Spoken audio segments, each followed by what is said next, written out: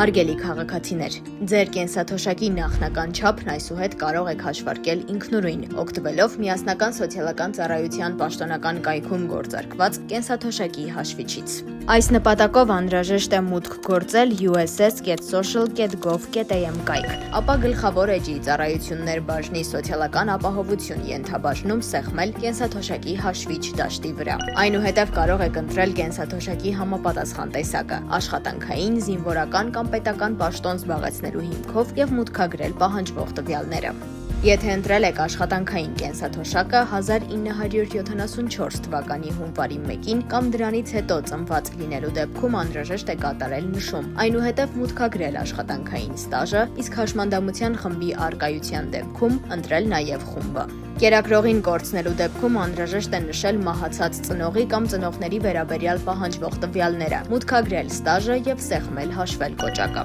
Համակարգն ինքնաշխատ եղանակով ըստ մուտքագրված տվյալների կկատարի նախնական հաշվարկ եւ դուք հնարավորություն կունենաք տեղեկանալ ձեր կենսաթոշակի չափի մասին, ստանալով մանրամասն տեղեկատվություն կատարված հաշվարկի վերաբերյալ։ Զինվորական կենսաթոշակն ընտրելու դեպքում անհրաժեշտ է մուտքագրել զինվորական ծառայության ստաժը, անձնական գործակիցը, իսկ հաշմանդամության խմբի առկայության դեպքում ընտրել միայն հաշմանդամության խումբը եւ անձնական գործակիցը։ Կերակրողին կորցնելու կարգավիճակի առկայության դեպքում պետք է ընտրել համապատասխան կարգավիճակներից որևէ մեկը, մուտքագրել պահանջվող տվյալները, ապա սեղմել հաշվել կոճակը։